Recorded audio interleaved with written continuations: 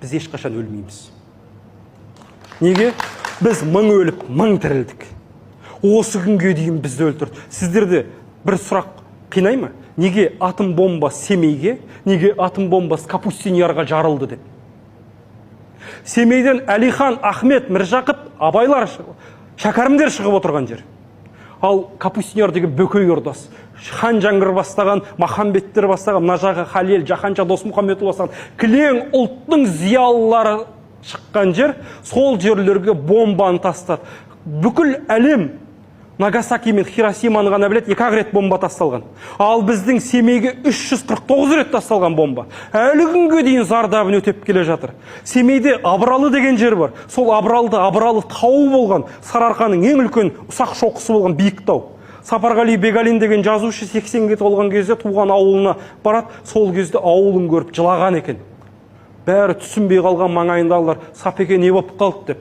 Сонда айтыпты: әкесі өлгенді көрдім, анасы өлгенді көрдім, бауыры өлгенді көрдім, баласы өлгенді көрдім, тау өлген адамды көрмедім депті.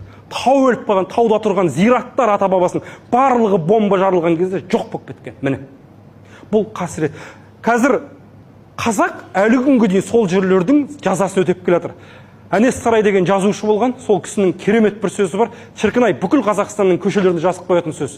Сонда былай дейді: алаштың табаны торғай дейді, жұлыны жымпиты өзегі Семей дейді. Көз алдыларыңызға адам елестеп тұр ғой, табаны торғай дейді, нық тұр дейді. Өйткен торғайдан кілең мықты тұлғалар шыққан, анау нық тұратын жер. Жұлын дейді, мына мойныңыз айтып тұрған. Кілең батыстың жаңағы мінезді жігіттері жұлын болып тұрған. Өзек деген жүрек Семейдің білімді. Осы 3 жерден бізді кесіп тастаған. Біз қазір жарым жанды инвалид, мүгедек адамға айналып қалдық. Рухани қайыршы болып кеттік. Кедейліктің салдарына төмен түсіп кеттік. Бұның барлығы бізді ділден, ұлттық құндылықтан, идеологиядан айырып тастаған соншалық. Мен үшін осыдан 2 күн бұрын қаралы күн болды. Менің намысымның жерге тапталған, рухымның сынған күні болды. Менің керемет шаһарым Алматыға қақ ортасына келіп, Александр Невскийдің бір кезде бізге құн төлеген адамның әулие деп, діни қайраткер деп оған ескерткіш қойып, бірақ аттың үстінде қолына қылыш ұстап тұрған адамның ескерткішін қойып кетті. Ал қолына қылыш ұстап тұру деген ол жаугершіліктің символы. Біз әлі күнге дейін құлмыз, осы отырған барлығымыз отарлық санадан айырылмаған құл болып отырған адамдармыз. Құлдықтан арылу керек. Құл тек қана қожайынның тілінде сөйлейді. Сіз қожайынның емес, әр қайсыларыңыз өз өмірлеріңізде қожайын болыңыздар, сілкіңіздер, ояныңыздар, серпілу керек. Тағы да оян қазақ дейтін сөзі айтатын заманға жеттік. Сол, мықты болайық. Келесі слайд.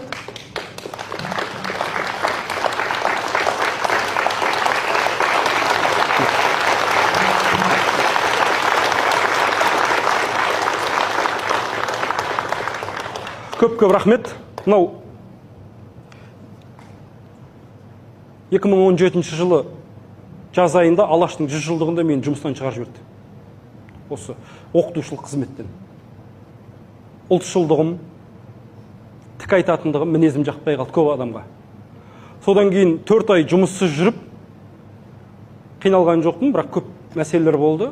Сол уақытта енді өзім ұстаз болатын деңгейге жеттім деген сұрақ қойдым алдыма. Өйткені менің жасымда алаш қайраткерлер ұстаз болды. Содан кейін Әлихан Бөкейханның ең керемет псевдоним лақабаты бар, қыр баласы сын степи, степняк деген.